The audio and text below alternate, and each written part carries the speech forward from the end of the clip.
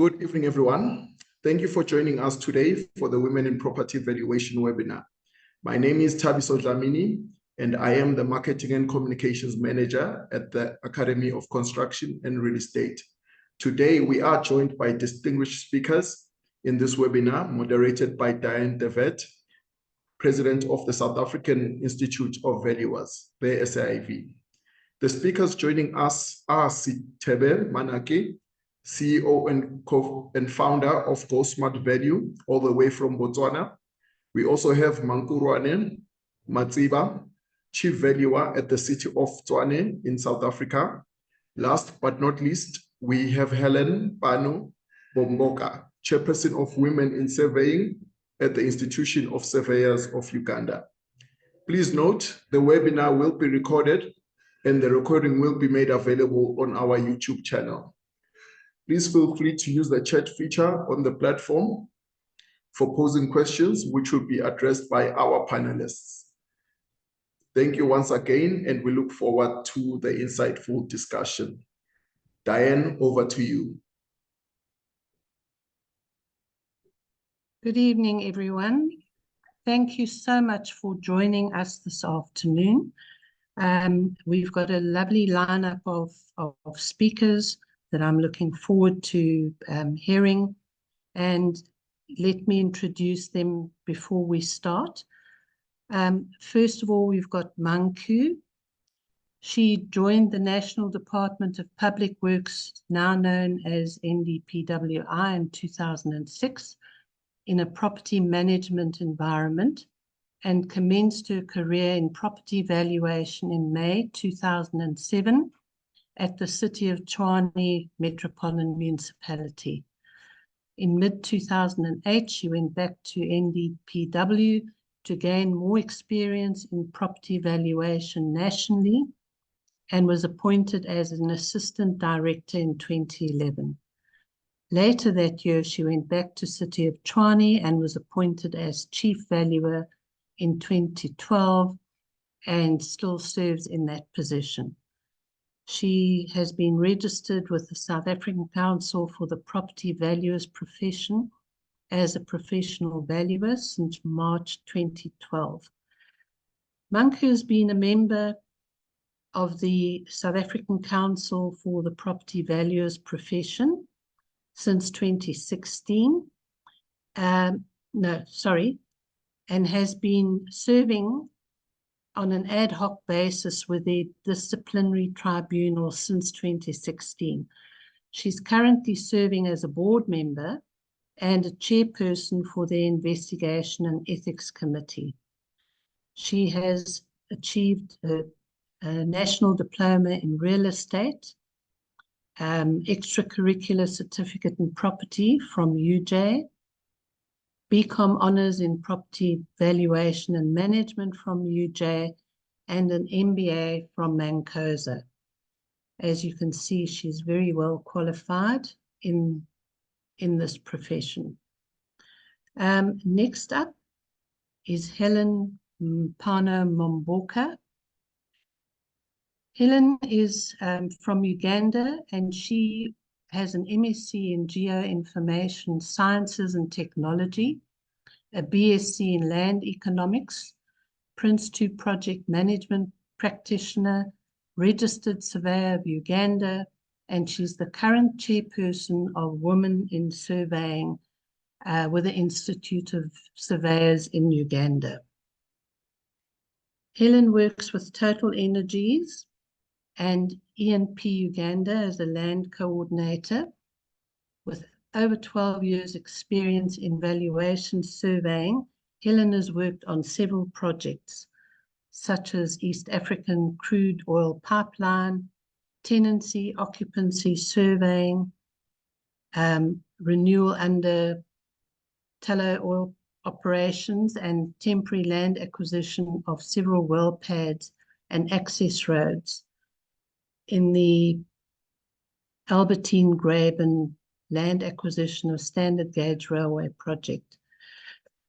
There are various other infrastructure projects that she has worked on, and she's also undertaken assignments spanning over different purposes such as secured lending and liquidation, books of accounts, property development, valuations, property management, lease renewals, litigation, and court purposes, amongst others.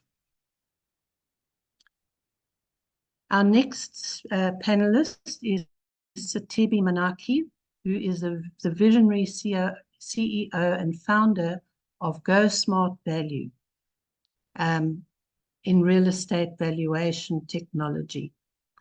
With a distinguished career spanning decades, she's been a driving force behind revolutionizing the valuation landscape in Botswana.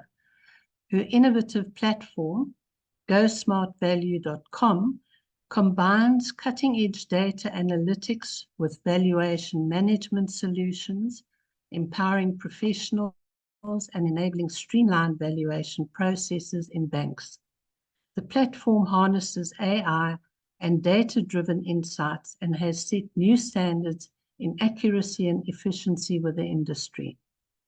Her visionary leadership has propelled Gosmartvalue to the forefront of the field.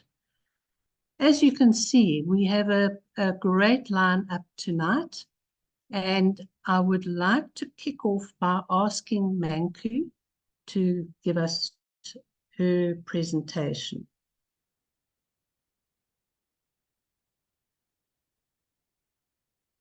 Manku, has Manku joined us?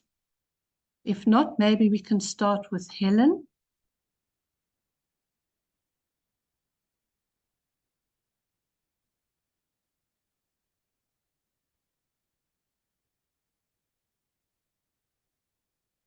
Thank you, Hellen. I don't know what time. Okay, yeah, it's evening. Good evening, everyone. This is Hellen Mpano Bomboka from Uganda, like I've been introduced by our moderator. I have so much to talk about, and just out of the many things, because we are now looking at women in valuation, I thought of some of the challenges and mitigations towards them. And this presentation is very brief, as I'm looking forward to the discussion that will follow after. But maybe to just go to the next slide. I don't know if I'm projecting rightly. You could advise me. Yes, we can see your presentation. Put it in slide.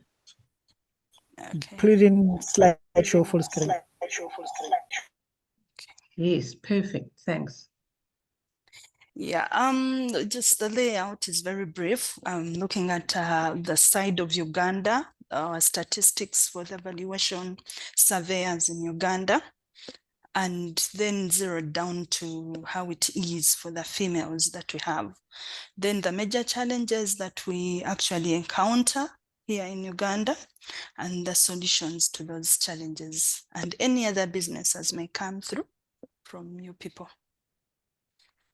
So like they've introduced me. I won't talk much on this slide because all has been said and very well articulated. Thank you very much, moderator. So on the statistics, since in Uganda we are under the Surveyors Registration Board, property valuers are registered under that board, and they practice and they are observed by the board. And of course, we are all governed by the RICS valuation standards, and we keep updating ourselves. We have different webinars, we have AGMs, we have workshops for us to keep up to date with what is happening, the market, the methods, everything, the challenges via valuation, etc. So we are a total of 2,134 members that are in surveying. And in that surveying bracket, we have the land surveyors, valuation surveyors, quantity surveyors, hydrogeologists. Yeah. So we are 606 females out of the 234, which brings it to 28%. I think that is something to note. And then we have 1,528 males, which is the biggest percentage. And that is due to the way things have been in the past, because many women thought that this work can only be done by males, graduates are fewer. So the statistics from different universities, right from Tanzania, because most of them were doing their study from University of Dar es Salaam, that's Aldi University. So they came to Uganda when it was first adopted in 2002. 2002 or 2003, where there was a first pioneer class in Makerere University, and then the other universities also started adopting the valuation profession. So like the pioneer class of that time, it had only one female out of 7 students. So, and it has been going on like that, with the female number being lower. So I guess that contributes too much on this particular statistics that we have under registry. And now zeroing down to valuation, we have 573 valuation surveyors as at last month. And of those, we have 215 female valuers. And that is still as at January 2024. And that implies that we contribute 38% of the real estate valuation work, and the people that are out there in the marketplace, we contribute to 38%. Now, just to talk about some things that we are affected with, is that perception or preconception, or actually an existing thing, that is the glass ceiling, where we cannot hit through, where we actually think we cannot hit through as women, because we feel it's something as a barrier because of the background that I've given concerning valuation. And some of the challenges here in Uganda, you find that most people who employ valuers employ them on a contract basis. And so they don't get the feel of getting maternity leave. And of course, even sometimes, actually majority do contract and a partial contract, partial employed. Like for example, you get 30% commission, and then they give you a salary of say 1 million on top of the 30%. So in there, somehow the maternity leave may not be catered for, and therefore you have to find your way out, whether you could actually proceed and work through or go home, etc. But it's been a challenge, and I think a solution to that is for us ladies to be empowered to demand for maternity leave inclusion in contracts and any employment engagements at the onset, because first and foremost, you present your value that you're going to add towards whatever company you're going to. And then when they understand that value, they would definitely allow to include maternity leave in there. So I think it's possible to actually have that worked on. Then there's a high level of historical bias. And I feel we should actually challenge the odds, because as women, we are not very weak at certain things. In fact, we are strong at some of the things that we do. And ideally, when you look at the way women sometimes are devalued, because they feel they may not perform better like men, they are not more aggressive, maybe they are about to get pregnant, maybe there are certain situations that may happen. Maybe she's going alone to the field with so many gentlemen, and maybe they'll come back late, etc. and all that might be engulfed under the bias that is there. So for us to handle that is to actually challenge the odd. Just when you're given an assignment as a lady, just go in there and excel at your very best for that assignment. Then ladies here come to me and they tell me, I'm not sure that I can handle field work. And since like you have been informed, I am more into land acquisitions, where land is acquired very far away from maybe the town where you stay, and you have to go and stay days, months, trying to do compensation assessments, etc. So some people, actually ladies mainly, fear that kind of engagement, and they find themselves probably getting out of that field and maybe left behind as compared to the men whom they joined in together. So that bias, that fear of doing field work assignments is something very key when it comes to property valuations.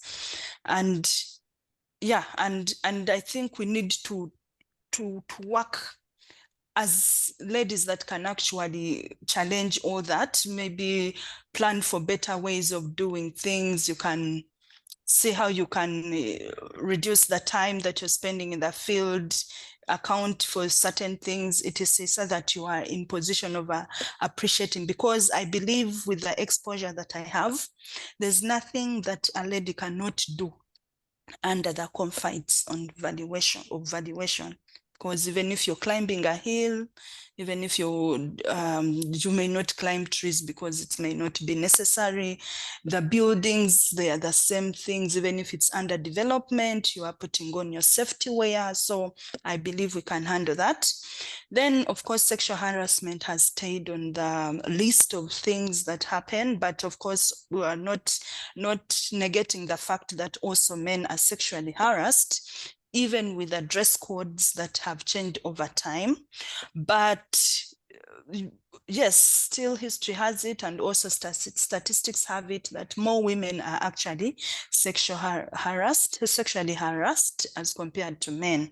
So it's important that when that kind of appearance comes into play, ladies should be empowered to whistleblow to the right channels.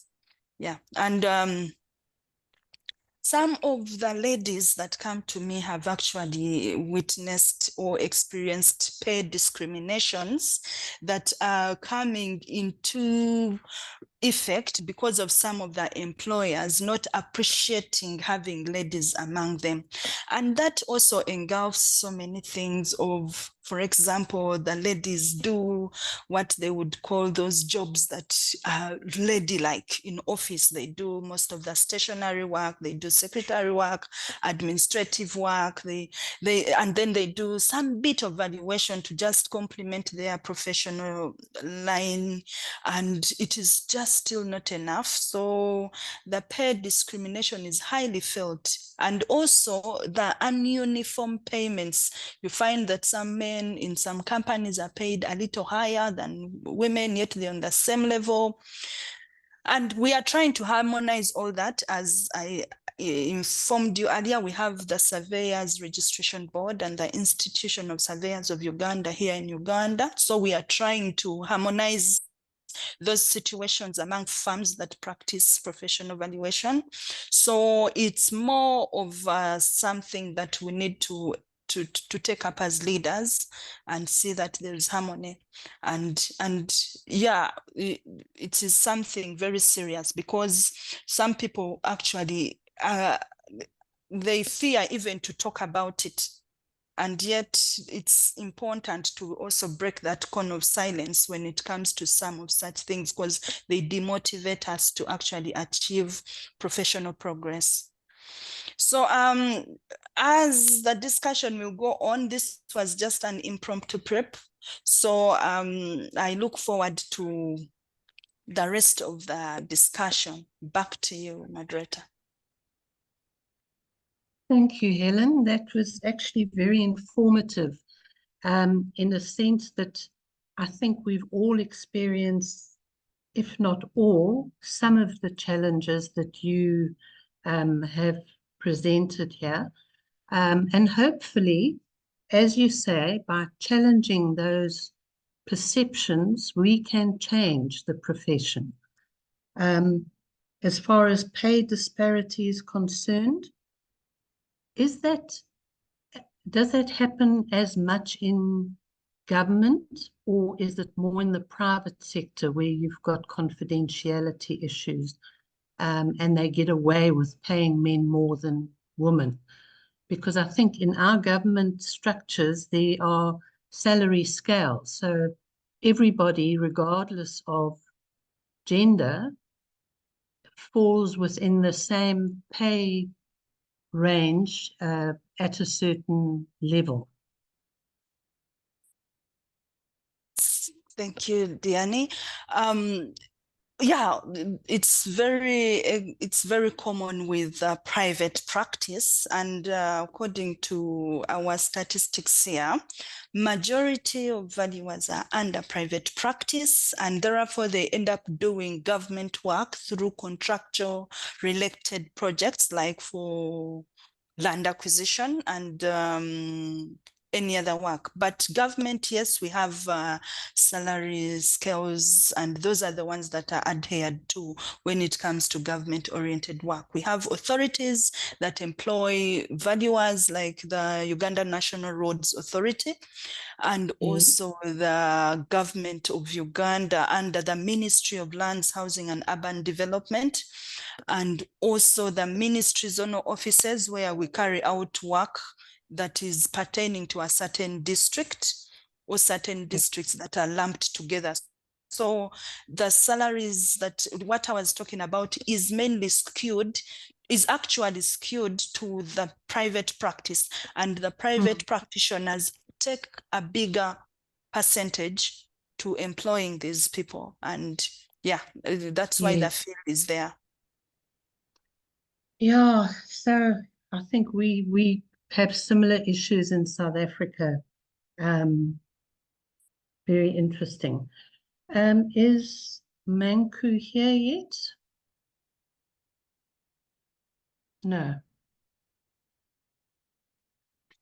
Okay.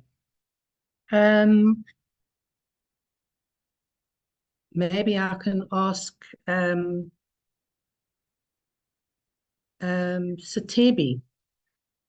I know you haven't done a presentation, but I'm actually very excited to hear how you have harnessed AI and data analytics in your company, and how that has impacted on valuations in Botswana.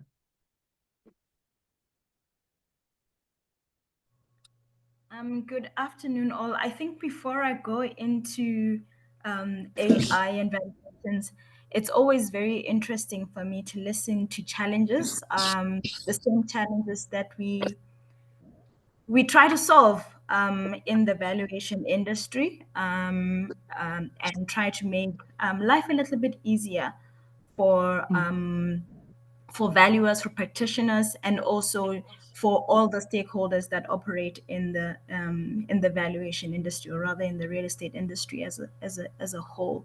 And I think there's a lot that technology can provide in terms of the solutions, especially listening to the Hellen's presentation. I think some of the things that she talked about around, okay, so maternity leave, we have tried to work around some flexibility in our platform such that it allows for women to have much more flexibility at work, because you're able to get your instructions online, you're able to go on site, do your inspection and submit no matter where you are, whether it's to your client or within the office. So we have got a structure for independent valuers, and we also have a structure for valuers who are operating within a company.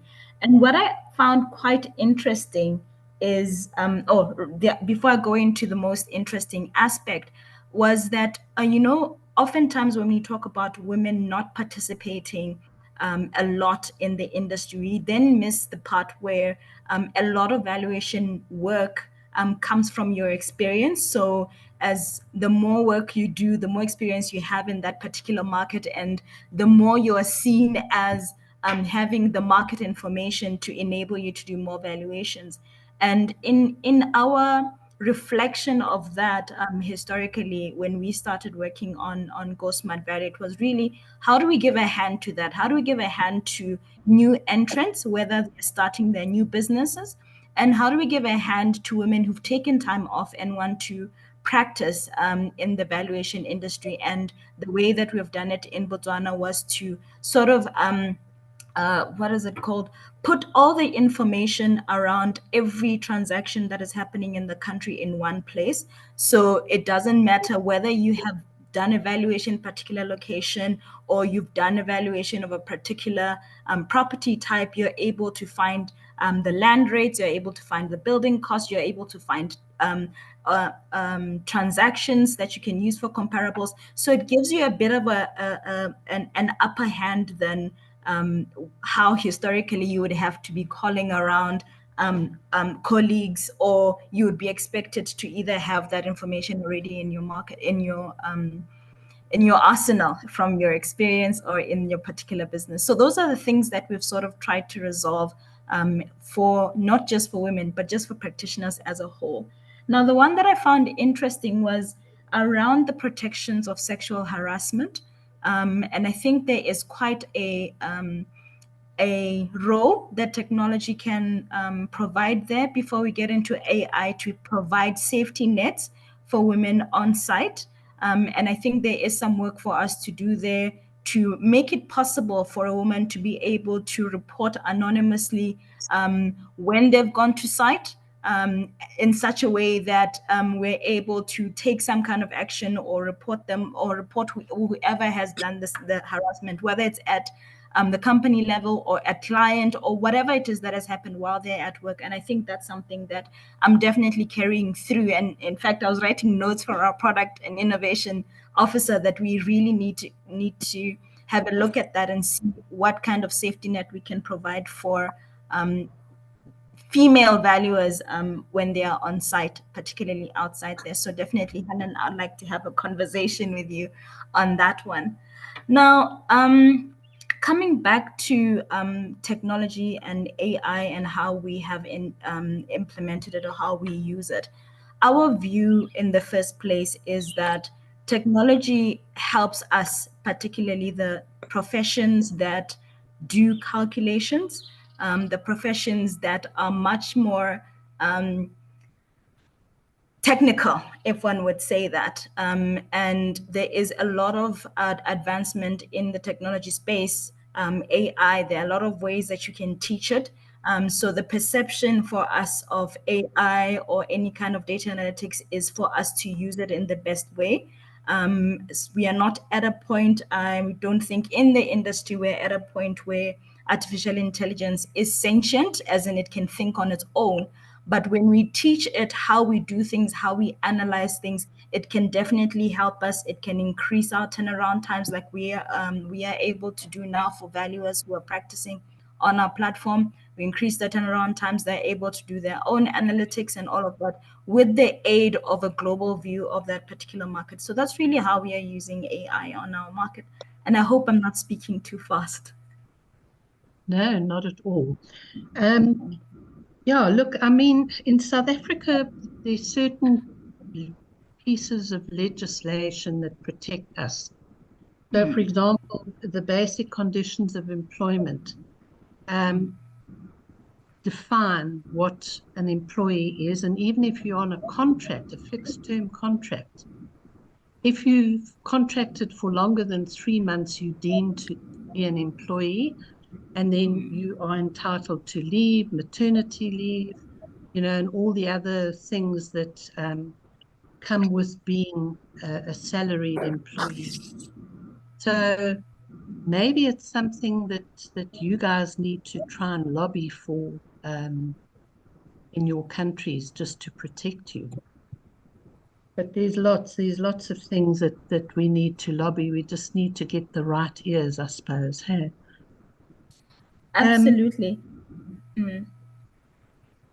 Do you have any standards that govern how you can use your sort of valuation, automated valuation platform?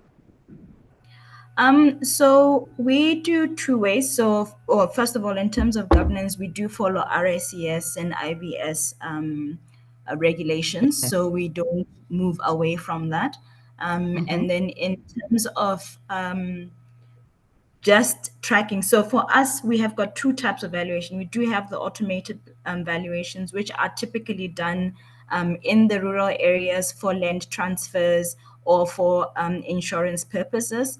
And then the virtualized valuation, which is basically just a streamlined process in the workflow where you do have a valuer who goes for the inspection, they input the information, and then they just get access to the analytics of that particular market. And they still are the ones who input all of the descriptions. And then all it does with all that information is just auto-generate a valuation report, just saving them time. So we still comply with all of the regulations, and we just make sure that our whole thing is to make life easier for valuers. That sounds amazing. Do you have data repositories like we have a deeds office where every property transaction is registered? We have a Surveyor General's office which keeps a record of all land parcels, the cadastral description. So do you have something similar in Botswana? Yes, there's a deeds registry that registers all transactions. So what we have done is, because we're the process of going to the deeds office and collecting that your comparable of that, it's a process. So we've just tried to digitize that and make it possible for you to get that information while you're on site or while you're doing your report, so that you don't have that extra time that you need to go and request for information from the deeds office. Excellent. Yeah, that's great. Okay, thank you, Sethebe. Is Manku with us? Yes, please. Good evening, Diane, and the rest of the team, Manku. and all the people that are on the page. Thank you so much, and I apologize for the delay. My laptop has been acting on me since 4 o'clock. I'm very sorry about that. No problem.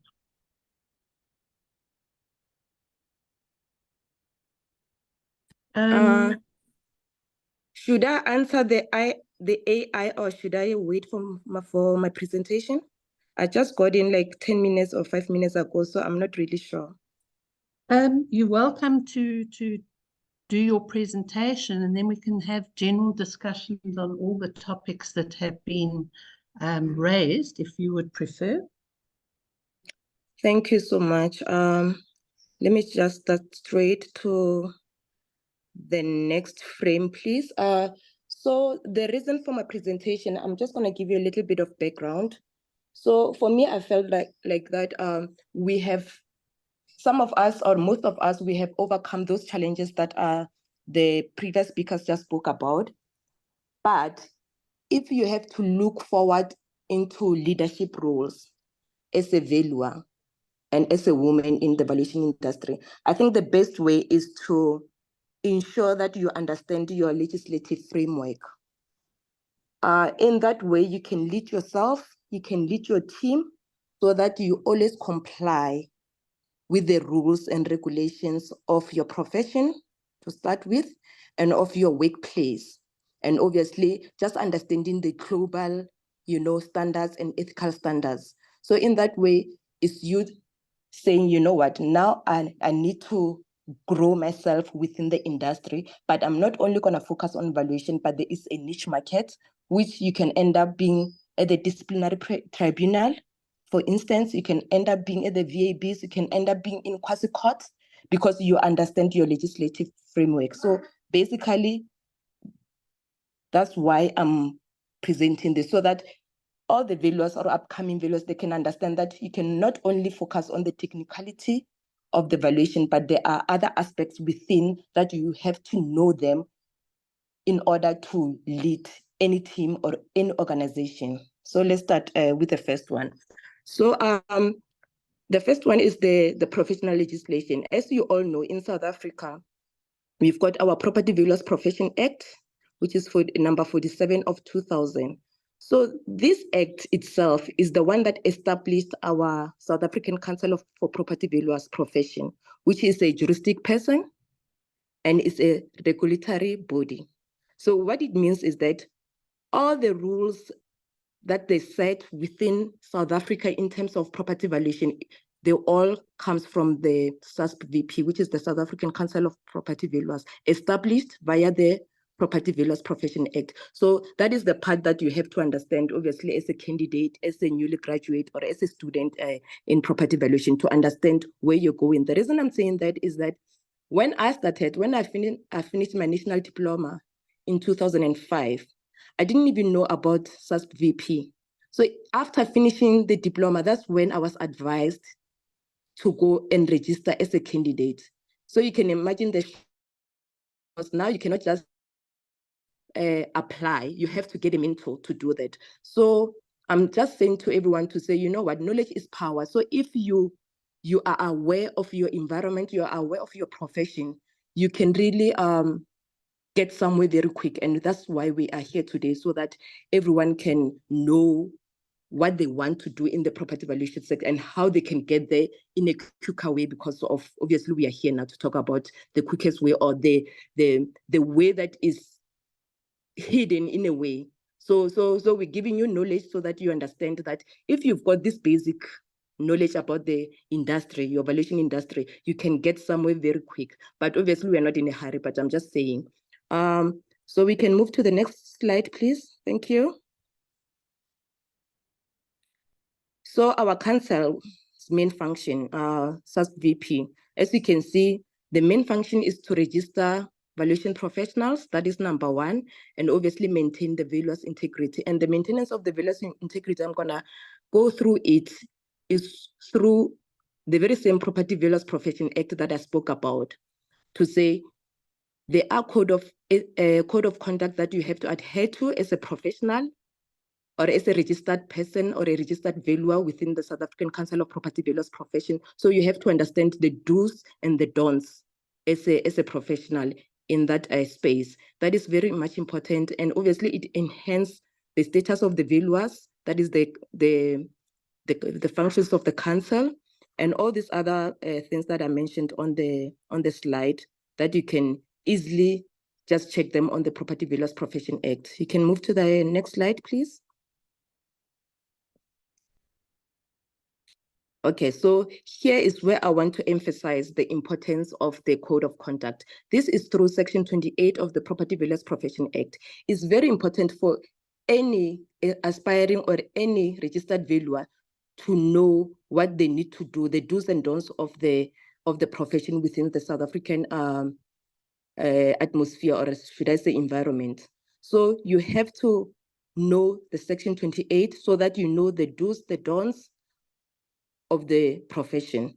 In that way, it will, you're instilling discipline in yourself, and instilling discipline is because you know what you need to do and what you don't need to do in order to move forward with your profession. Because I always feel that everyone that is involved in the valuation industry is because they love, they've got passion for the industry, and because we are working with big numbers, and because we are trusted by the public, it is very important to ensure that we adhere to the rules, the code of conduct, and soon to be implemented, the code of ethics. So with the Section 28, it was drawn up, it's a draw up code of conduct for registered persons, through consultation with the stakeholders, which is our Council of Built Environment. We've got our VAs, which is our voluntary associations. The active one in South Africa is South African Institute of Valuers. Our moderator, which is Dianne, is the president of that institute, so she will also add more on that. And we've got our registered persons. Those are our stakeholders that obviously we have, SASP-VP has to consult in order to draw up the code of conduct. The administering of code of conduct by making available to the public. So it is available on the website. That one is active and currently happening in the South Africa atmosphere. It's an active code of conduct. So everyone who hasn't went and read about it or was not even aware of it, please go and just familiarize yourself with those code of conduct, because you will know what to do in your profession. It ensures compliance with the code of conduct, as a failure to do so constitute improper conduct. So meaning that if you are doing things that you're not supposed to do according to the code of conduct, you'll end up being charged for improper conduct. And that's why it's very important. Knowledge is very important when you are within the profession of valuers. The code of conduct promotes and prohibits certain actions by registered persons.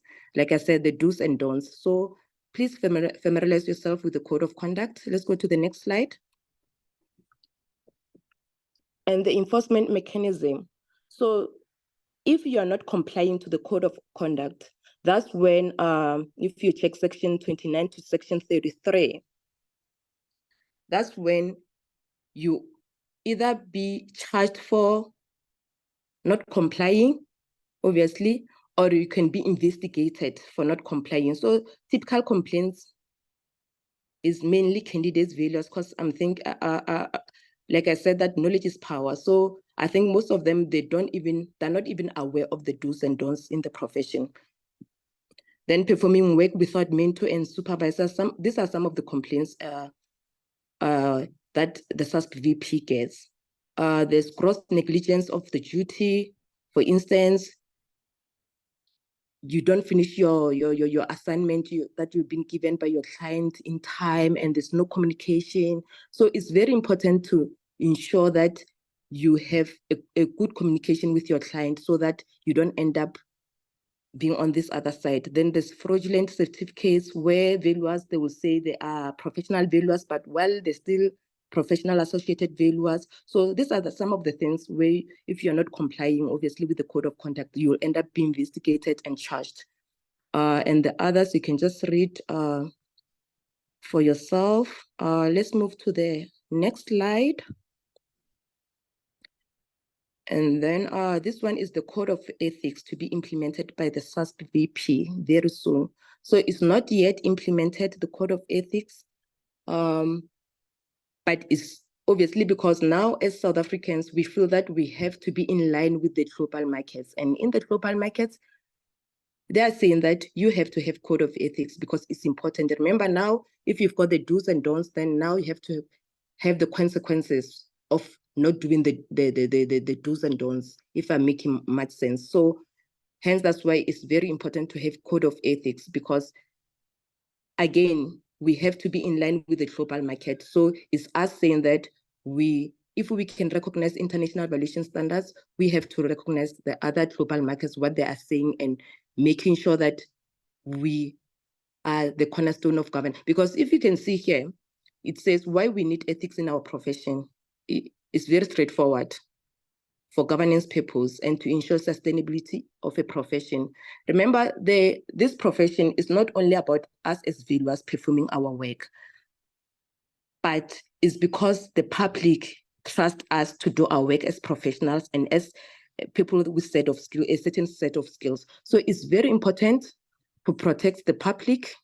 So I'm going to go back to SASP VP, our base, to say our regulatory body, they have to ensure that they protect the public. And in ensuring that they protect the public, that's where the code of conduct came in and is active. That's where the code of ethics is going to be implemented soon, so that we make sure that the public is all protected against registered valuers.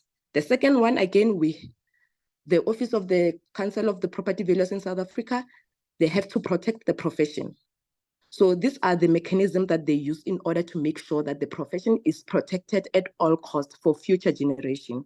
So we often talk about the technicality of the valuation, but we never talk about the sustainability of the profession. So it's very important to ensure that with everything that we do it with responsibility, because we've got a big responsibility. The public trusts us because we are, first of all, we're a scarce skill. And again, we are a professional. We are professionals. So they trust us to do our work. So with that comes responsibilities. And Hence, that's why the code of ethics, it has to be implemented in order to ensure that the profession is properly protected, and again, the public is protected against unruly registered valuers. So the profession's reputation is built on a foundation of an ethical culture. That's what I was just explaining. And again, the culture of trust must be built on profession's framework of ethical principles, and ethics plays a major role in prevention of fraud. For example, people that act as if they are valuers when they are not valuers, or they act as if they are professional valuers while they're not yet on that status. So obviously, in that way, if they report such a person, in a way you are preventing more fraudulent activities going on. Hence that it is important, the code of ethics. Next slide, please. Thank you. So here is just the status of the code of ethics. So obviously, according to section 15 of the Act, the council has the general powers to take any steps it considers necessary to protect the public, is what I was saying, to say that you have to have mechanism in order to make sure that when the profession is growing, you have to ensure that you're still protecting the public against the registered people who don't act accordingly or according to the rules in place. So section 37 of the PVP Act empowers council by noticing the Gazette to make rules. This code does not replace the PVP Code of Conduct, which remains active, current, and applicable. So meaning that when the Code of Ethics is going to be implemented, it does not take away the current Code of Conduct. That is very important. Next slide, please. So the Code of Ethics, basically, it will be addressing these 5 things when obviously you get to see it or get to read about it. Professional conduct, the conflict of interest, remuneration, reporting, enforcement, and sanctions. So all this, if you have read Code of Conduct, you'll know that some of these are also there in terms of enforcement and sanctions, what they will do to you if you are not complying. So the same thing will apply with the Code of Ethics. So it's an awareness to South African valuers to say, be aware that the Code of Ethics is coming on your way, and please go through it, read it with understanding so that you work accordingly within your profession. Next slide, please. So the next one, basically, because I started with the professional legislature. So the second portion of the whole thing is I'm going to talk about the local government, because that's where I'm based. I'm currently working for the City of Tshwane Metropolitan Municipality, which is a local government. So there, as valuers, obviously, you have to be aware of the legislative framework of that environment. Mine, this one is the local government. Others, it could be the Office of the Valuer General, which is I don't know whether they still fall under the national departments. I'm not really sure there. I think Diane, you can just correct me there. Then you've got, private practice that they have their own rules. So you have to balance. First, your profession, which is the one that gives you bread and butter, is the valuation. So obviously, hence that's why we started with it, to say PVP, it has to be your baby, your Bible, you have to know it and follow it up. Then your working environment, what is it? What are the legislative framework in that? So that's very important to also check. So with our local government, as we can see, we are governed by the Constitution of Republic of South Africa that gives municipal power to levy property rates. So as property valuers based in a local government, what we do property valuation for rating purposes. So basically we are valuing those properties so that the municipality can levy property rates and tax on those properties. Again, we are governed by the Section 4, subsection 1C of the Municipal System Act, which states the same thing, that municipal council may inter alia levy rates on properties to finance operational expenditure of the council. So those are the legislative I wouldn't say that okay, it will start with the Constitution, because obviously it's a supreme law. So all these others ones, the other ones that are nationally, they will be aligned with the Constitution of the Republic of South Africa. Hence, that's why I put it on top to say that is our supreme law as South Africans. So the others, they are in line with the Constitution. Then we've got our Municipal Property Rates Act, which is our national law that regulates power of municipality to value and rate immovable properties, that is land and buildings located within that particular municipality. So these are the legislative or legislatures that you have to know as a valuer if you are in this environment in South Africa. Next slide, please.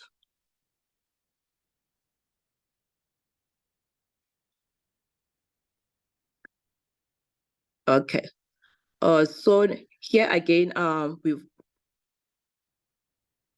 there's another one, which is the Municipal System Act, which also talks about the code of conduct for municipal staff members. So again, I spoke about the code of conduct for obviously registered valuers in South Africa, right? Again, you have to adhere to the code of conduct in the municipal space. That is Schedule 2 of the Municipal System Act. You have to also familiarize yourself with those code of conduct so that you work within the code of conduct. And then the last one that you should know is not the last one, but the other important one is the Municipal Finance Management Act. If you are in a local government space, it's very much important to know about that, because if you have to achieve proper financial management in your municipality, you at least have to know Municipal Finance Management Act so that you comply with everything that you do. You are in compliance with it. Next slide, please. This one is the last one, which is the Global Professional and Ethical Standards, the RICS, which is RICS. Because now we are a global market in a way. We have to act, obviously, according to how the global market act, because people are doing business in Africa, people are doing business even overseas. So it's very important in your profession, more especially if you really want to grow even more, to know about these professional and ethical standards. Just go through them. It's act with integrity. It will explain itself. What does that mean? The other one, always provide a high standard of service, treat others with respect, take responsibility, act in a way that promotes trust in the profession. And that trust in the profession is because the public already, they entrust us as professionals to do our work, to provide high standard of valuation services. So you have to act always in a way that promotes trust in the profession, which is valuation profession. So it is very important to know the framework, the legislative framework, because for me, I will just tell my story a little bit. I'm getting finished now. I've been obviously in property valuation, as I explained earlier, to say I learned more of valuation when I already in the market, you understand? So knowledge is power. So what I did to myself, I made sure that I equip myself. I always network. After registering at the SAIV, if there's workshop, if there's seminars, I always attended, because in that way I wanted to create an understanding of the profession, because I was passionate about it and I wanted to know more about it. So you have to make sure that you invest in yourself. If your organization is not paying for those seminars, it's not paying for those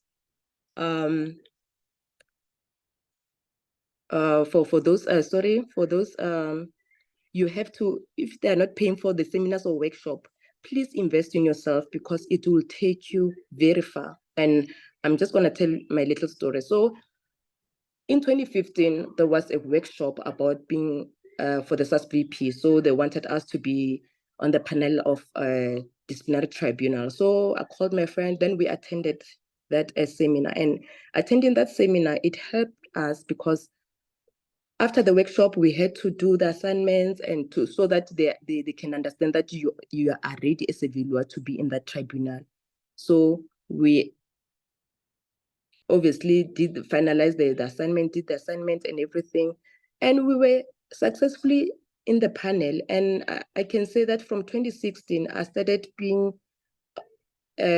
actively being on the disciplinary tribunal, but obviously based on ad hoc, basis, because I was on the panel. So networking is very important, and just making sure that you understand your legislative framework, you understand your environment that you are in. You can learn a lot and get other opportunities within valuation that are not necessarily doing the technicality of the work.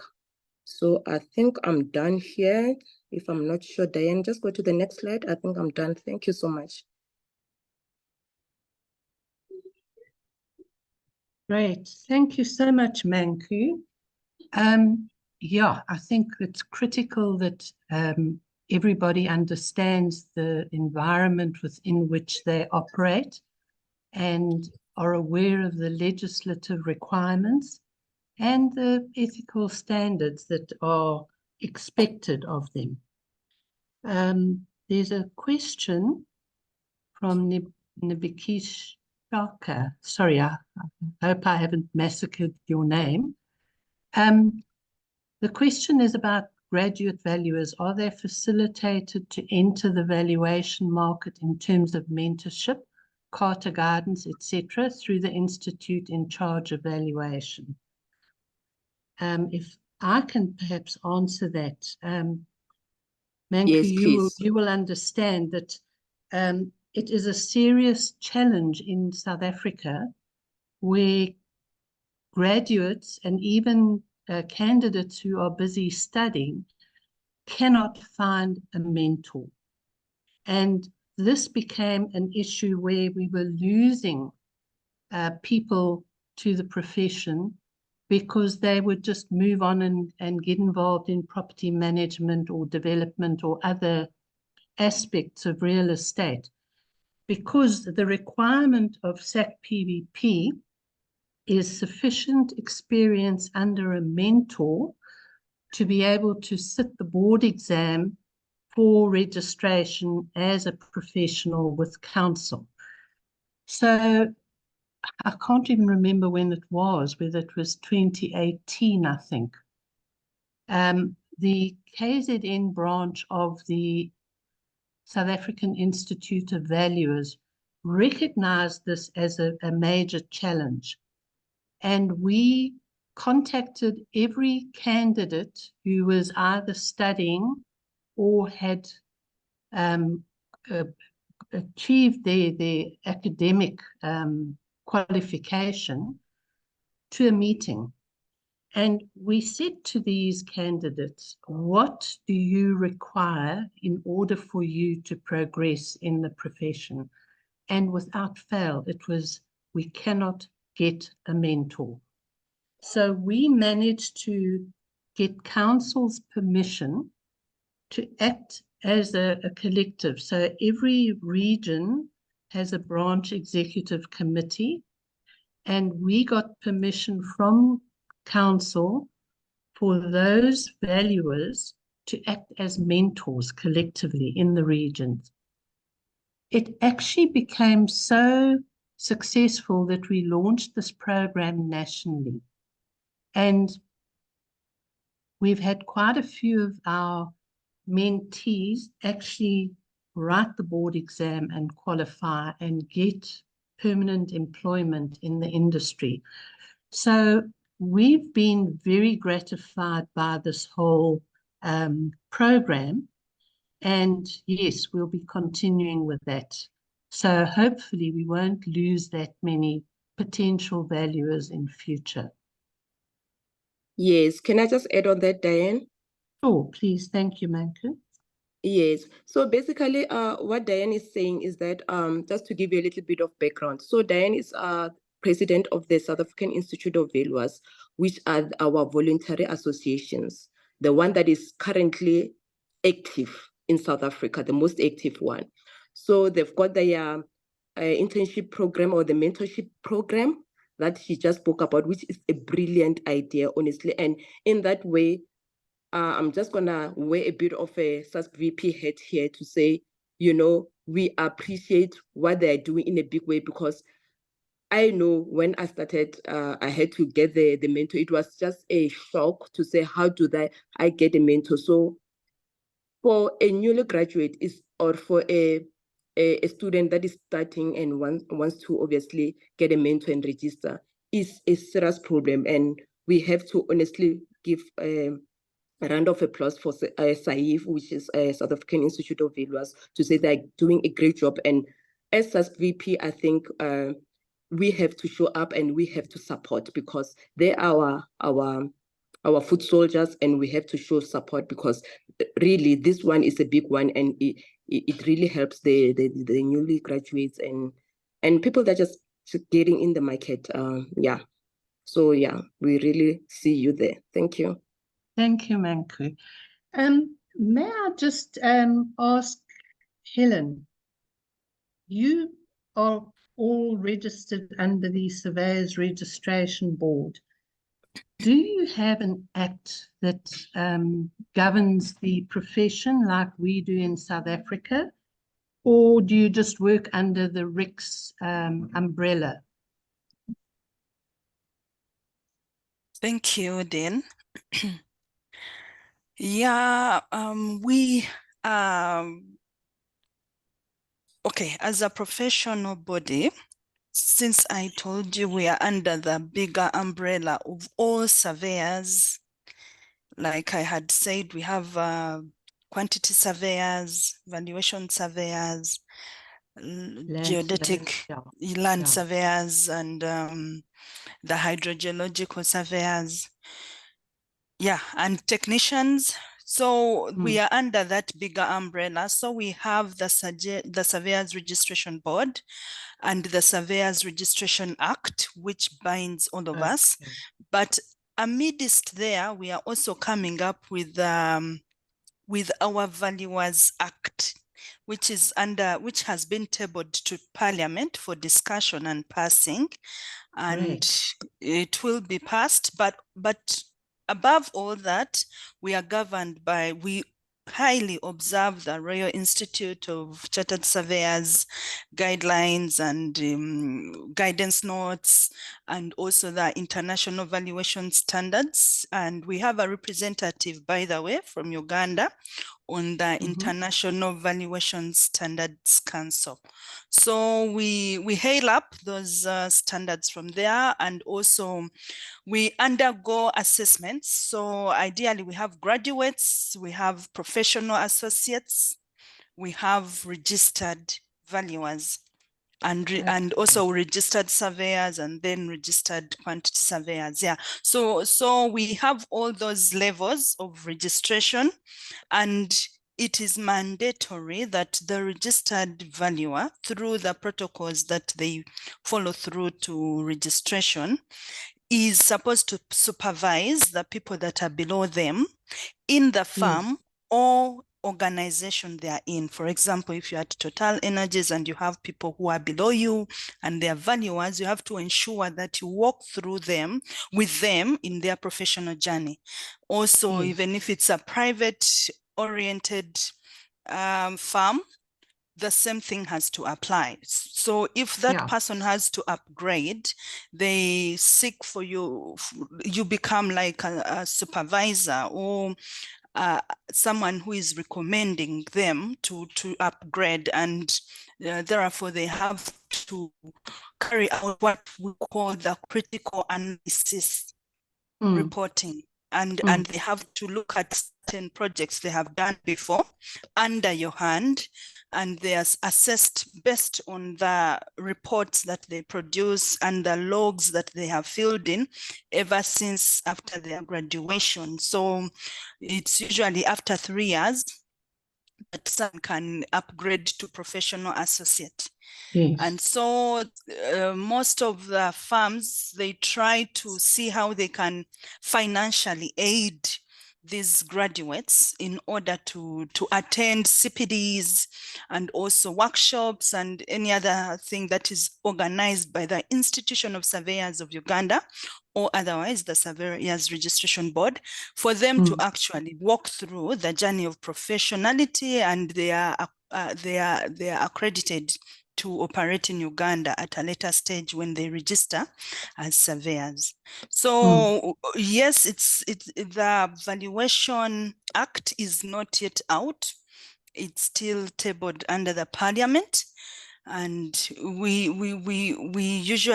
have held several discussions to deliberate on what is contained in them. Yeah. In the act, and we have harmonized with the several other acts on the matter concerning valuation across the continent. So, and also we have borrowed a lot from the IVS. And Yes. yeah, I think Awesome. that is it. Just as a matter of interest, can an outside RICS registered valuer come in from another country and value in Uganda without following registration procedures with your council or your registration board? I think, yes, they can be permitted to do so. Okay. But they will have to work in handy with the people that are already registered in the country. Okay. Why is it so? Because the exposure to the country and the dynamics of real estate in Uganda, Yes. you may need to borrow. You may need Yes. to know. Yeah, so it is possible, because we have also had people that have been brought to the Ministry of Lands to give more guidance, from Royal Institute of Chartered Surveyors, from different research departments across the globe, to give knowledge and understanding. But whatever they do, they have to work in handy with the registered surveyors or valuers that are available in that department. Yeah.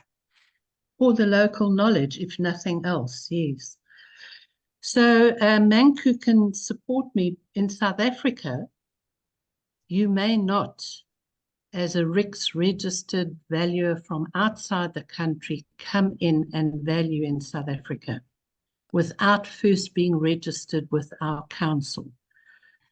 So I think this is actually happening at the moment, which is something that the council needs to sort of maybe address, yeah.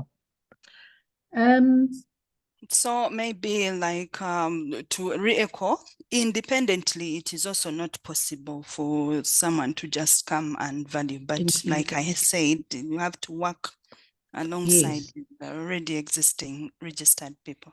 Okay, good. And Sethebe, what's the situation in Botswana? In Botswana, there are two bodies that you'd have to register with. Yes. The first one is the Professional Association, which is the Real Estate Institute of Botswana. And to participate or to be a member there, you obviously have to have your degree. You have to go through probationership. This is where you go into a year or 2 years of mentorship. And then once you get your valuer, not your valuer, or the professional. So for us, it's all real estate professions. It's estate agency, it's valuation, it's property management, and auctioneering. They all fall under the same body. So once you get a mentor to vouch for you, then you get to write your exam, and if you pass it, so you have to write if you want to do all the 4 categories, you have to write all the 4 categories separately. Yes.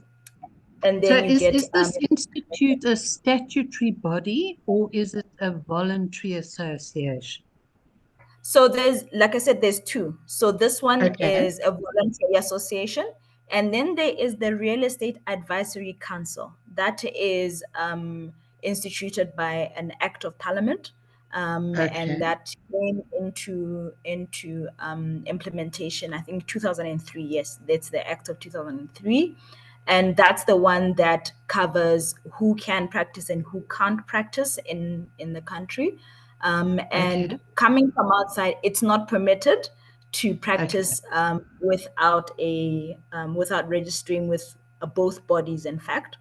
And when that happens, then they are reported, and then the steps that are taken against that. Yeah. Good. So although we call our organizations, councils, institutes by different names, I think essentially we all have a similar framework. Are there any attendees from other countries where it may differ? I don't know if they can maybe put their hands up or just type something in the chat. There is a query: is it possible for people outside South Africa to register in the South African Valuers Institute? If yes, what are the requirements apart from academic background in valuation? Yes, we actually do have non-resident members. You are welcome to get my email address from Matsi, and I will then send you what is required. But it's quite simple to become a non-resident member.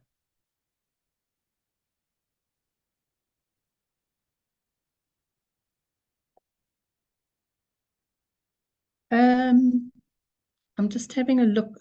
Is there anything else that one of the panelists would like to say? Dianne, just to pitch in there, so anytime before we go into any particular market, we do a bit of research and figure out if there are institutes and the like. And in most cases, there is either a valuation institute or some real estate related institute. Some are voluntary, but a lot of them are pretty strong in terms of their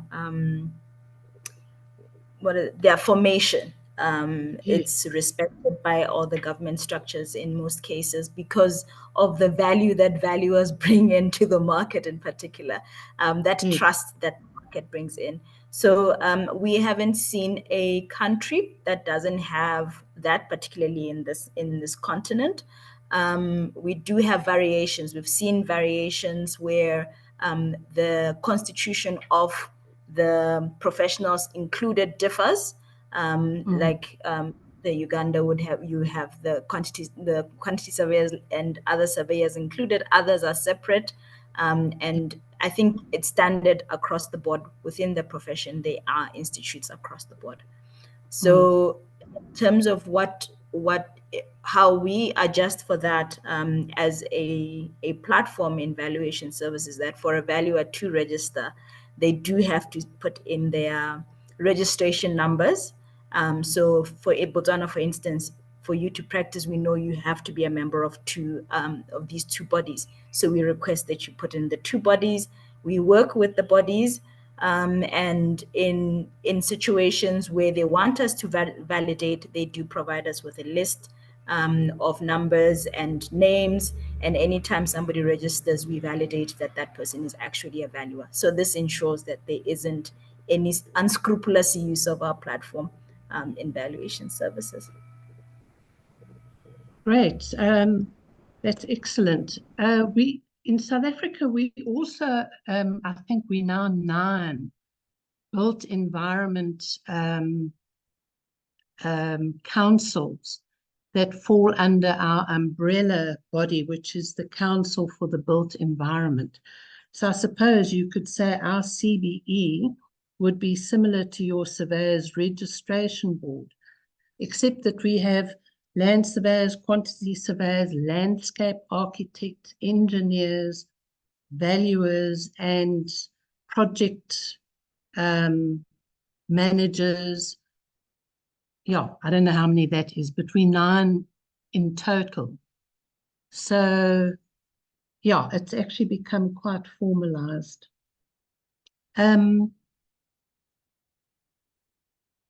Uganda, sorry, why I was asking about the legislation and the councils rather than voluntary associations. When SACPVP became a member of ACRE, it was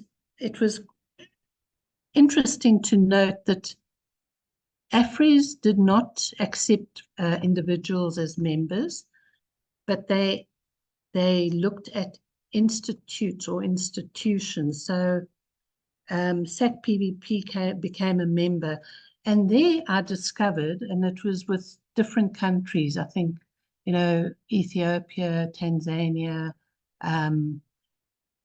I can't remember offhand the specific countries, but they did not have legislated bodies that regulated the profession. Theirs was actually regulated by the institutes, which were voluntary associations. So that's why I was interested to understand how you guys operated in Botswana and Uganda.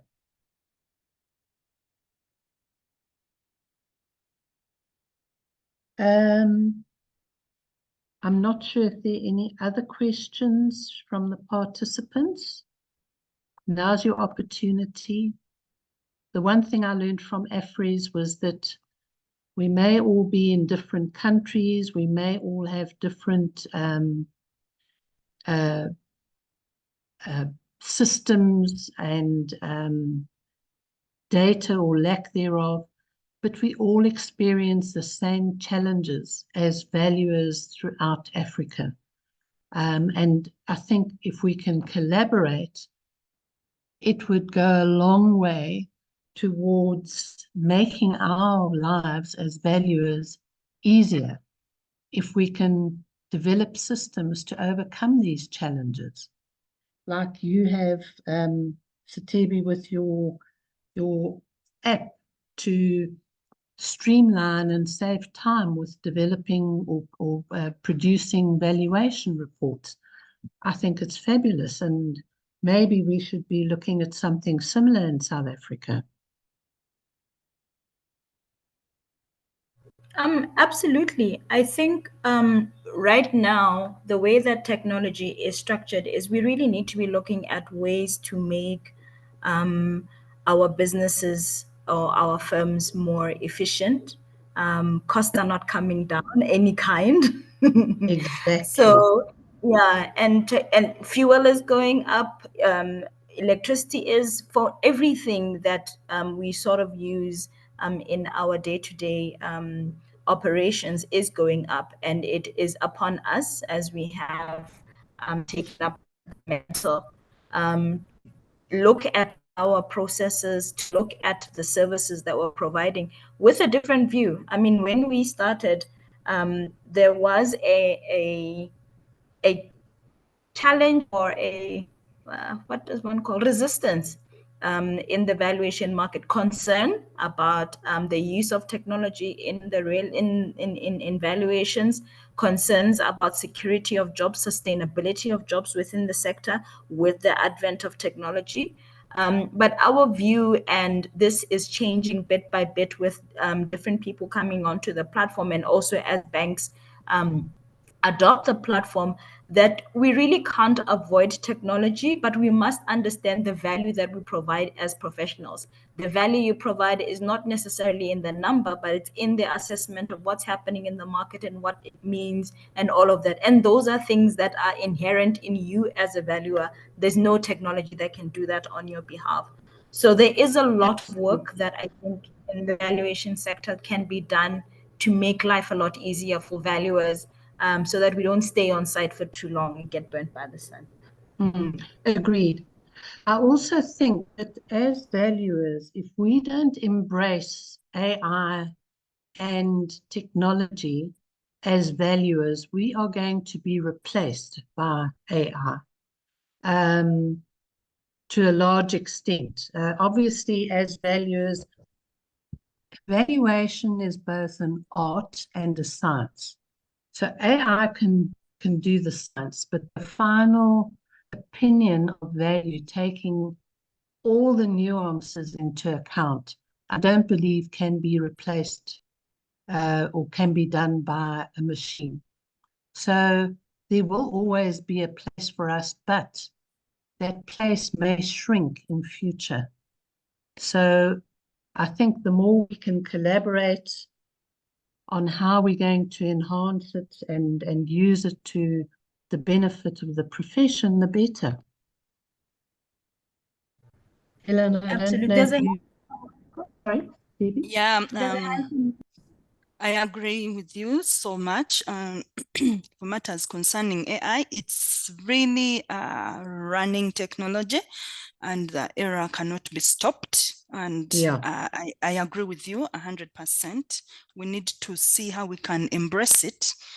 In Uganda, we have not really embraced it, and I am impressed that Botswana is right ahead and other countries, and I am interested in actually knowing more about it and how it's operational. But since I have a GIS kind of background, I did a study on floods assessment, and I produced a report for Uganda, but specifically in Kampala, where we could actually look at how floods come into play in property valuations, and how can we understand the seasons of floods. Because today you would go to a property, it is dry, it has no water at all. And tomorrow you go back to it, or another day, and you find it is all swamped in water. So I was trying to come up with an analysis and how we can use maps in order to guide us to come up with solutions and better approaches, because those two values will definitely be different. But if you knew that that property was in a flood zone, you would actually factor in that component of flood. Where I hit a snag though was to do with the data. How do I quantify that flood component in order to factor it in the value that I am attaching? For example, if I have to use a percentage deduction, I would even say it's a deduction, but some people may look at it as something that is very minute depending on the area. So, and it may not be a deduction per se. So how do I get to that level? So I was reading more on the hedonic approach of valuation and trying to analyze how this can actually guide on that, but I have not yet reached there. I don't know if some of us have actually tried to look at factors that affect land values and how they can put them in quantification of value, of how you can incorporate it in your valuation so that it makes more sense and it can be a guide. Yeah. So with AI, I believe it's a very interesting topic on my side. And I think for all the Ugandans, those ones online, they will agree with me. Yeah, we shouldn't delay. So just to speak about floodlines, a start would be, I mean, in South Africa, I'm talking obviously from a perspective in KwaZulu-Natal, which is a province of South Africa. We have certain legislation that prevents development of housing within the 1 in 50 and the 1 in 100-year floodlines. There's certain other land uses that would be permitted other than housing, for example, industry. And funny enough, in one of our metros, when I was querying, because there were 99-year or long leases that were coming to an end, land leases where the tenant had developed huge commercial and industrial properties. And my concern was, when the time came to renew those leases, what would the Metro's approach be to those redevelopment plans, because they were all within the 50-year flood plains. And they basically said, during the day, people will have time to vacate if there was a flood coming. Whereas at night, people would be asleep in bed and they would not necessarily be aware. So they will not permit anything where anybody would be spending overnight on the property. So I don't know if there's any of that kind of legislation in Uganda, but that would be a start. And then factor that info in your soil types. Obviously, your soil types that retain a lot of water would, like in the Free State in South Africa, we have very high water tables. So with the slightest bit of rain, you have vast tracts of land underwater for days, weeks, and sometimes months. That's just a few sort of off the cuff ideas that you could perhaps explore. I don't know. Yeah, talking about floodplains, when I was developing that map, I borrowed information from, we have the National Environment and Management Authority. We also have certain zones that are under the Authority of Environment and wetlands, and all those wetlands are known. Yes. But now we have seasons that have drastically changed, and these Yes. floods have been reported in the past like 2-3 years, where they have been really too bad. And bearing in mind that if I can take the capital city Kampala, it is in a place where there are 7 hills, and therefore there are so many valleys, and now the developments are all over. And in as much as we may have streams and channels of water which are managed by the authority, it is still not very easy to actually stop Build a model. or alleviate or mitigate the issue of slums developing within the flood zones. And therefore, you also find that some titles that were opened, they are now within the current issue of floods that have developed over time. We also have the 1 to 50, 1 to 100, but like the seasons have really, really changed. Yeah. And that is where I was coming from. But also the nature of the town, given that it has so many valleys and this is the CBD or somewhere where many people are located, it becomes a point to look out for. We have similar challenges with settlements on the riverbanks.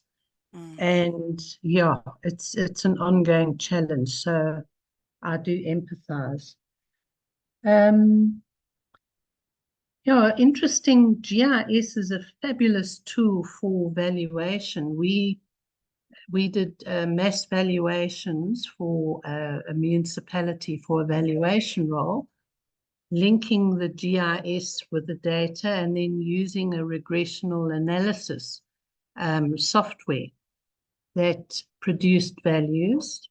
Obviously, we had to keep redoing the iterations until we were happy that the only issues were, the outliers that we could go and physically inspect and manually value. So yes, technology is a wonderful tool and we need to embrace it. Manku, anything from your side with your municipal MPRA valuations? Do you guys use software to produce the values? Thank you, Diane. So with our environment, what we do, we've got 3 components, which is the GIS. That's where the creation of the property begins. Obviously, if it's from agricultural holding, then it gets excised to a farm portion, then proclaimed to a township. So that's where the starting of the whole creation of property starts. So it's integrated with our property valuation system, right? Okay. So as soon as there's a new property that is registered, it then goes straight to our property valuation system, where we need to obviously investigate, do our investigation and value the property as per obviously the registration date and using the market information from the date of valuation. Yes.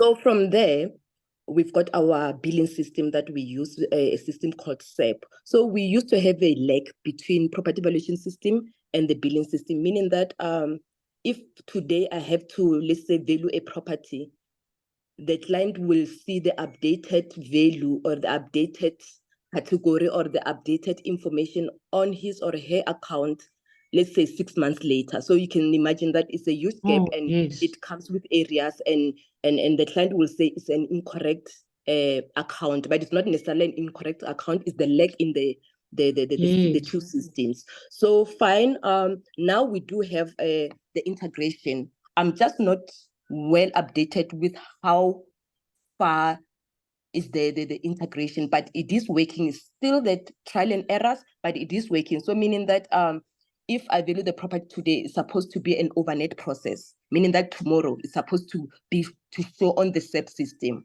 so that the end of the next month, the client gets the new information. So with our property valuation system, I can just go back a little bit. Our property valuation system, it works nicely with residential properties, like your sectional titles, your single residential houses. There, it works nicely. It's like you can do your mass valuations there, right? Yes.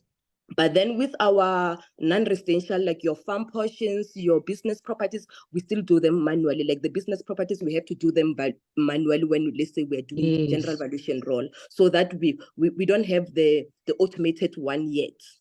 But in terms of the difficult, yes, it's a bit difficult, and we haven't got a system that is what is telling us that it can actually work so far. And I think even the money constraints, they play a major role in terms of getting that right system that can do that. So in through components, I think now the clients are no longer complaining in terms of the lag in the system, because they get their account on time, maybe 2 months, difference, unlike before. So I think it's a work in progress, because the whole point of making the integration of these three systems is to reduce human error. Because before, there were property staff that were dealing with the information, like manually, in order to be built on the SAIV. So you can understand it will take time for start. If, for example, today I'm valuing a sectional scheme that's got 200 units, I can value that on the system, and it can take me 5 to 10 minutes if I've got the correct market information, the rate per square meter that I'm going to apply. It can take me that quick, right? But then now, to go to the SAIV system, it will take forever. So you can imagine the owner of those properties, the frustration that they will get when the bill comes and it's carrying areas, because it seems as if this person hasn't been paying for the last 6 months since the registration of the property. So and it's a huge fat bill, Exactly. So we are getting there now to reduce the human error. Hence, that's why the integration to the SAIV system also, so that it works itself, and the client or the customer gets the more correct bill within a short period of time, so that they can work in paying. Because we always, I once did a research when I was doing my master's, because of these two systems. Because for me, I felt that people are willing to pay. If someone comes to the municipality inquiring about something, they have willingness. Sure. But because now the system is not working towards the willingness, there is a problem there. We as the municipality must fix it, unlike pushing or pushing the whole thing as if the clients are not paying on time. So that's when I started doing this research to say, getting information, obviously, a sample of properties that we did, and the very same properties, I think it was more than 100 of those properties, the very same properties, then I check on the SAIV system, how long it took for them to be actually active on the SAIV system, to be built. Sure. So the lag was like 6 months and more. So hence that's why I was like, this is the proof that we've got a lag in the system, and this system, they must be integrated at least overnight process, not real time, because the issue with the real time, sometimes if I make a mistake as a valuer, there's no room to fix it, because now immediately when I say approve, for example, it goes straight to SAIV. Hence that's why I felt no, the real time, we are not ready for it now, but the overnight process, because if I make a mistake, I can always delete it today, because it hasn't been active on the other side of SAIV or the billing system. I can correct it and delete it and do it again. Hence that's why we made it through the overnight process. So it's working. I'm just not well informed on how well it's working, if I have to be Yeah. honest.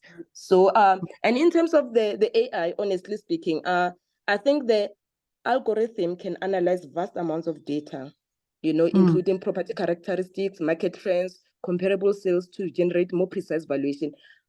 And obviously, just to reduce human error, fine. So I can get that, but I liked what you just said, Dianne, to say, but valuation is not 1 + 1 = 2. We have to still motivate. We have to still give opinion of the value of the property based on those information, based on those data. So I think we are not yet threatened, but what we can do as valuers is to just retrain, upskill ourselves so that we remain relevant in the industry.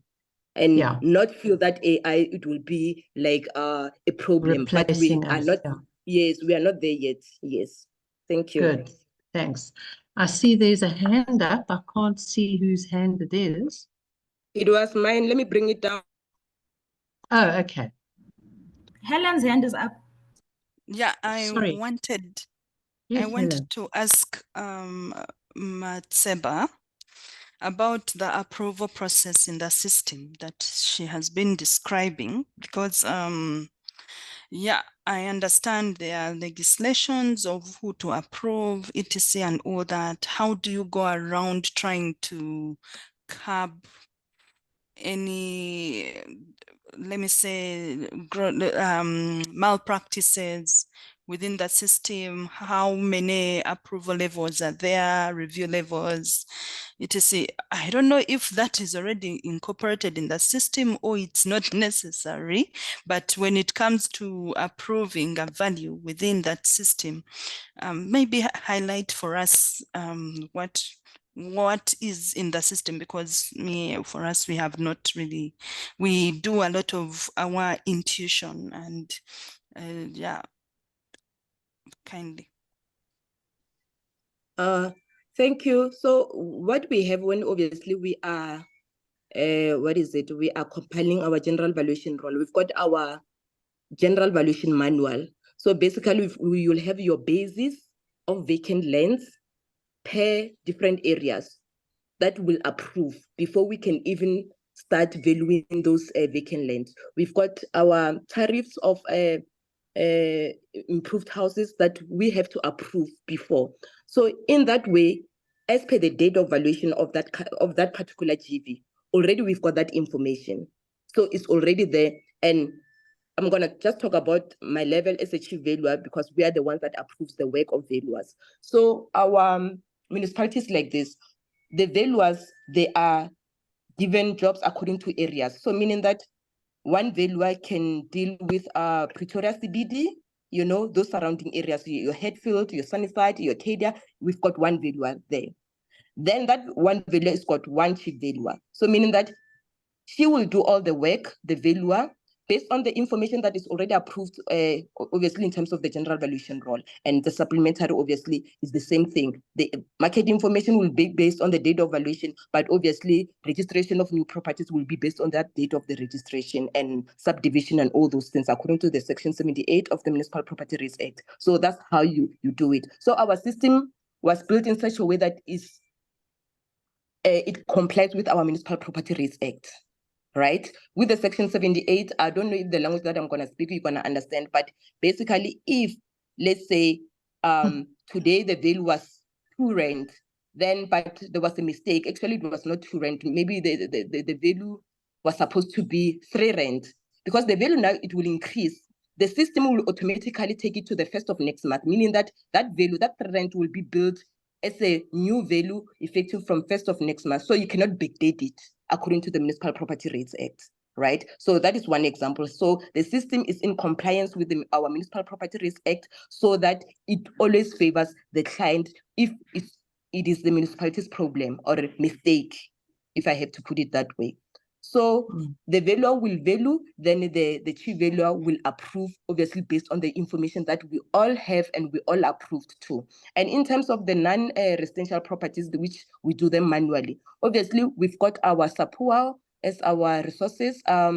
We've got our, what's the other one? The road report, and we've got obviously the market itself. So there, For example, in Pretoria CBD, you'll know that the cap rate is this much. For example, 10 to 12% maybe, depending on where actually the property is located. Then all those information, there are market information that we already have on our GV manual that we already approved, right?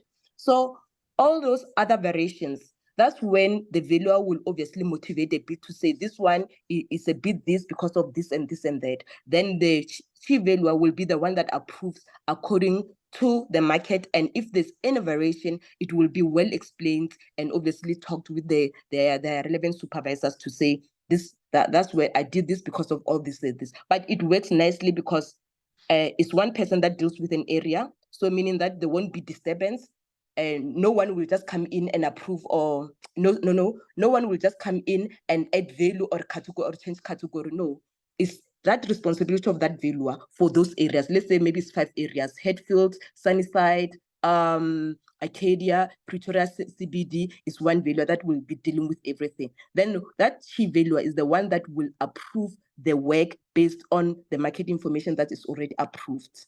I think I'm making sense. And if there's anything that you have to add on, we always have a button or a function where you add, like for section 78, let's say there's a section 78 of a commercial property. The value came down from 5 rand to 1 rand. They will do their workouts. Then they will attach it on the system so that the chief valuer can approve based on the information. But the market information, you must always remember that is based on the market information as on the date of valuation. So that is the important part. So there's never any second guessing each other or surprises, because the market is already there. We know it. If it's the road report, obviously you use the road report as per the date of valuation of that general valuation. So I think I've answered your question. I'm not sure, but yeah, if I didn't quite answer it, yes, you can just. Yes, you have. You have. Thank you. Thank you. Thank you, Manku. Yes, I think there are also levels of authority to edit or amend in the system, and then the audit trail. So you can always go back and check who accessed a record, who changed it, who approved it. And those checks and balances hopefully prevent any kind of fraudulent activity. Most definitely. Yeah. Just as a matter of interest, maybe it could be a future topic. When I did my MBA and I did my dissertation and my literature review, I looked at all the different countries and the property tax regime that those countries followed. And they're all different, very interestingly enough. To the extent that, I mean, we had a delegation coming from Russia, and these valuers said there were so many ups and downs in the valuations, you know, from one area to the next, that they decided that they would determine the values, not let the market determine it. So they came to see us and felt that, you know, maybe they could work with us, and we were like, hang on, no. Our legislation is all based on market value, and if you're creating the market, it's not in our in terms of IVS, and I'm sure Rick's and the definitions of market value, that is not market value. So yeah, it could perhaps be an interesting topic that we could look at in future. The different property tax systems in the countries in Africa. Yeah, very interesting. I think just to add on there, so in Botswana, I think the last time the valuations were done for rates was probably in the 90s. Oh my word. So it's now being done again now. Okay. In And Uganda. by legislation, it's supposed to be done every 5 years or something like that. Sure. So, and Helen, what do you guys do in Uganda? Yeah. In Uganda, we actually do every 5 years update Yeah. of property rates. Yeah. So, and that has been consistent, and every local government is supposed to carry out property rating assignments and submit to the local government so that they are duly implemented every passing 5 years. So, yeah, for all the districts, local governments in the country, all over, yeah. But we it's a similar. it's a good idea that actually these property tax regimes that are within Africa, we can harmonize and discuss and see why they are very, very varying from each other. How do we handle when it comes to valuations, etc. Yeah, it's a good point. Yeah, it could be a very interesting topic. I mean, in Australia and New Zealand, the valuer general is responsible for the valuation roles in a lot of the areas.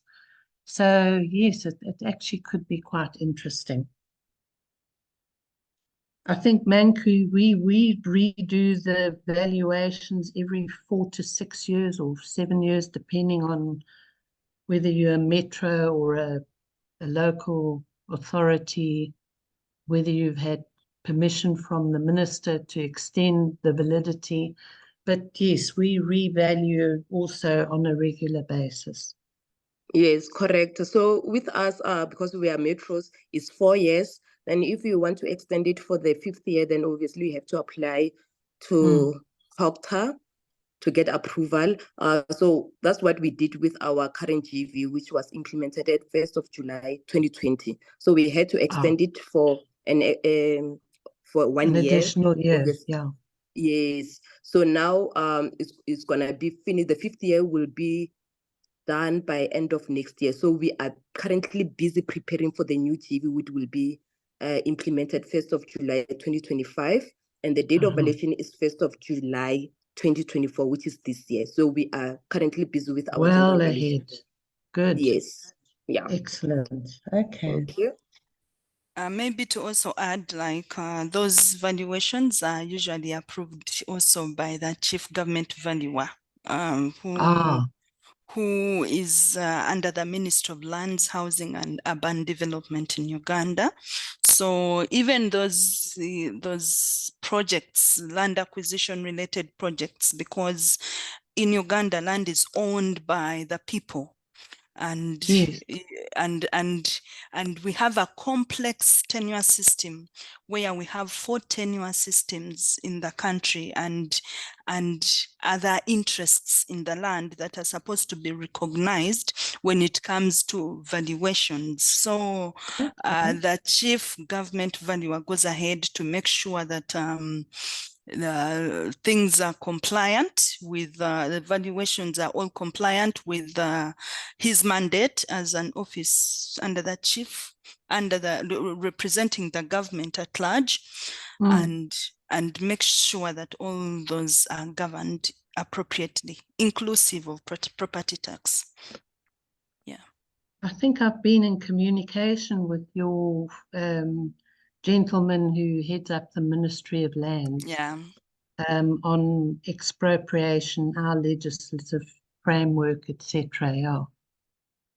Very interesting. Are there any other questions before we end up? I see we approaching 7 p.m. No other questions from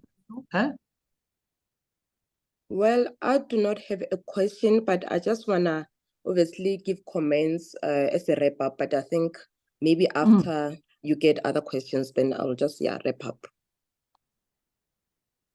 I'm not sure whether we have any other questions. Okay, so should I just wrap up? Yes, So because I feel like I'm just gonna say it, I'm very big on ethical standards.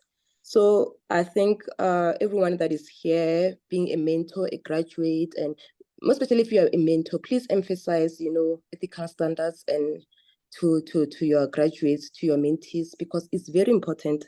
Always act with skill, care, and diligence. That's very powerful, and always be trustworthy in all that you do, and be open and transparent in the way you work. That is very important. And you know, the other thing, just act with integrity, be trustworthy, right? I just said that one, but also promoting what you and the profession stands for is very important. So let's sustain this profession, because we are not the only one that has to work within it for future generation. That's all I wanted to say. Thank you. Thank you, Manku. I agree.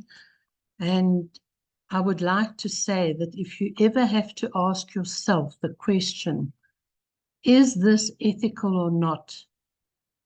Don't do it, because you know the answer. So walk away. Helen, anything you'd like to add in conclusion?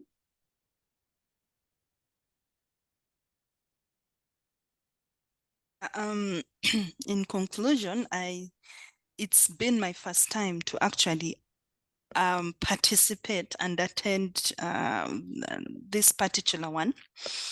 And I'm looking forward to many more that are yet to come. And probably to just appreciate you for this opportunity.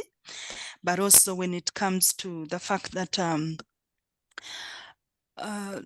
we need to be guided by the way certain things are done in different countries, and to harmonize certain situations. And yes, I am a person also who loves ethical conduct and professional conduct. So it is an important thing that we are guided in a good manner, so that we are at par, and we know how the entire African continent is being governed as well. And I like the fact that I have known that AI exists in valuation, which I did not think so much about, yet I knew it was something like a threat. But above all, I feel I need to delve more in there, because you don't, and that's my take home from this meeting. You don't need to wait for the technology to run faster than the legs that you bear for you to catch up with it. So I look forward to exploring more in that area, and we see how in Uganda we can implement the same. And the other challenge that we usually have, sorry, I'm taking much time, the data, when it comes to valuation data, harmonizing the data, making sure that it's consistent and reliable. And also trying to, I don't know how you guys do it with valuers that are in your country, most especially the private practicing valuers. How do they integrate their databases together? How do they complement each other when it comes to data sharing? Because you may, here in Uganda, you find a valuer has valued a certain property and another has also done the same thing, the same property, maybe in a span of 3 months or 6 months, but there's a bit of question on whether they knew about the data that the other one had on that particular property.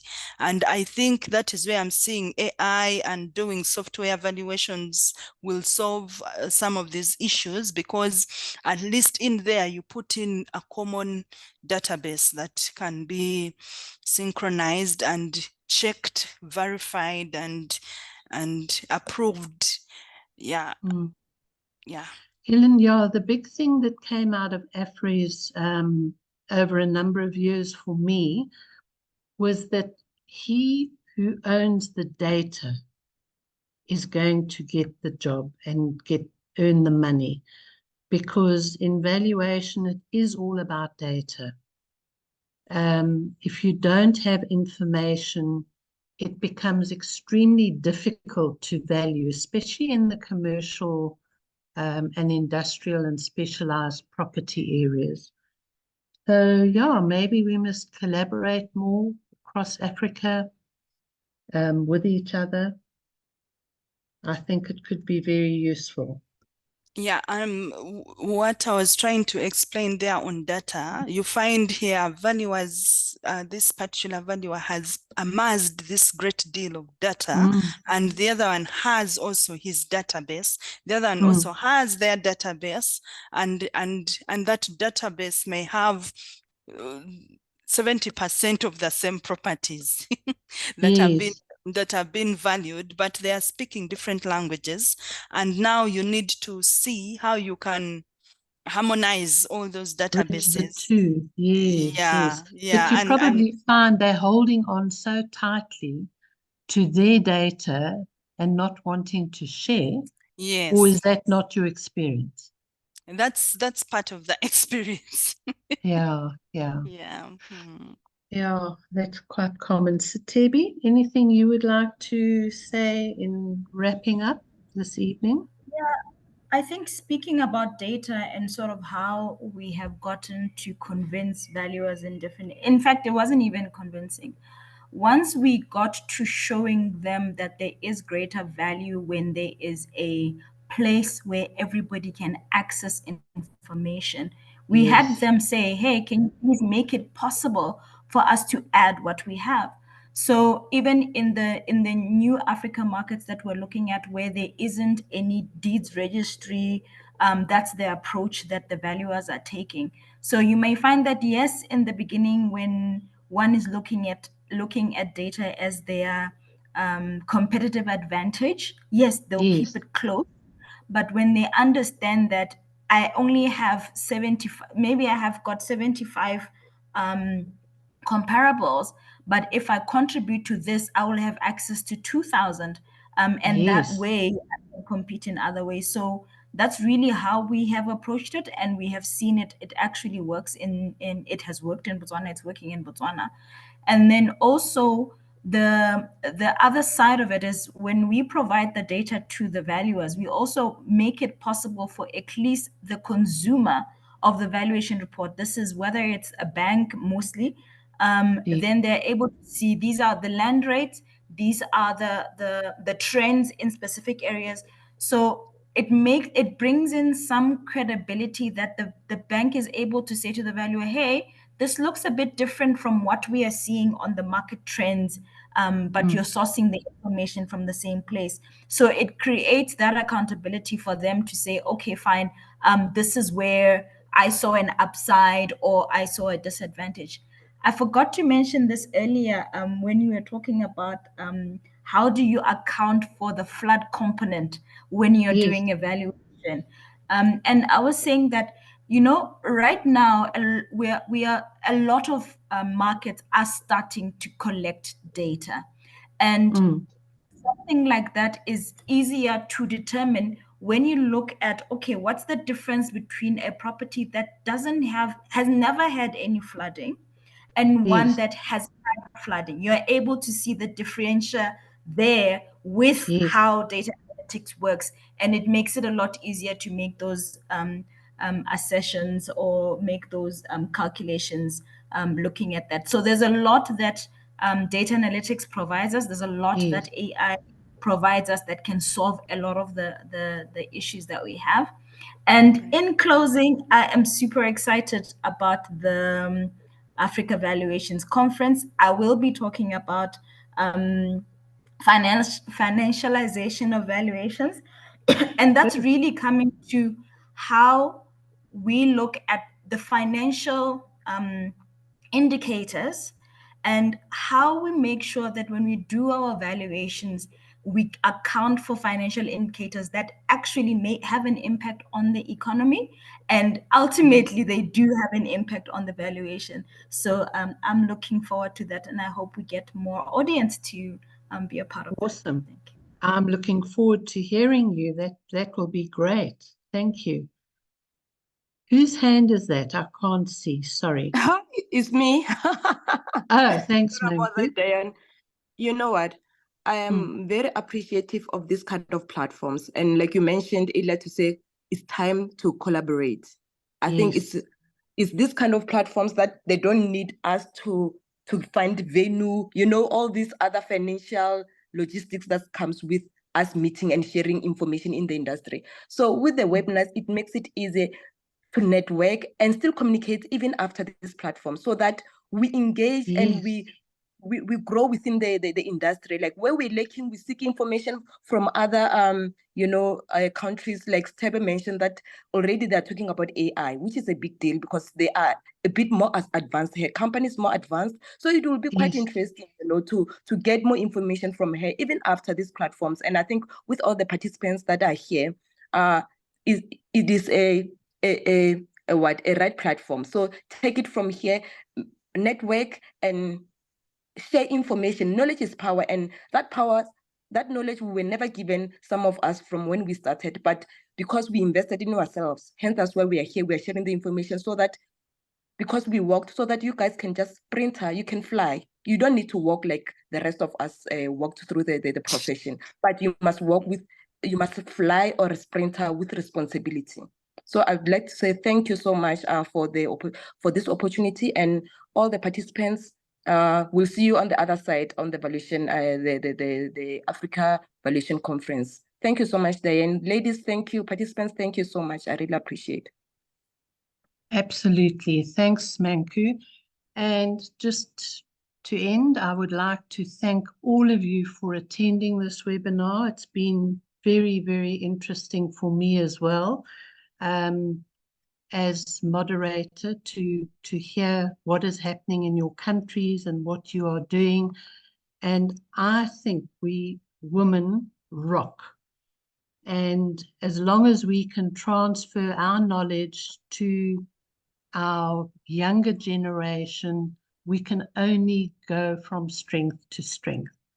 So, having said that, thank you, ladies. Thank you to the panel. Thank you to the attendees. Hopefully, we'll be able to see you at the conference in April, I think it is. Yes. Chipang asks if the recording will be accessible or available. Tabisa, I don't know if you can answer that.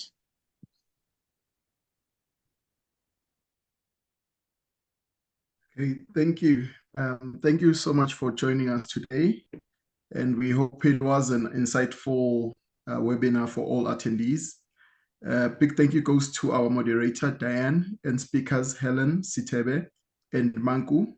We are excited to also announce that we had attendees from countries: South Africa, Zimbabwe, Zambia, Malawi, Lesotho, Botswana, Rwanda, Angola, Somalia, Nigeria, Uganda, Eswatini, and Ghana.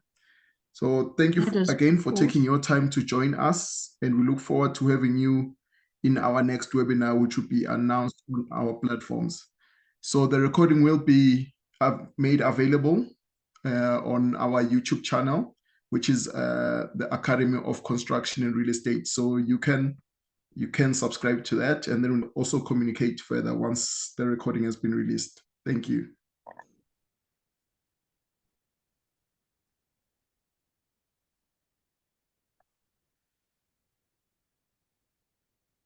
Thank you. Take care. Bye. Thank you. Bye. Bye-bye. Thank you so much.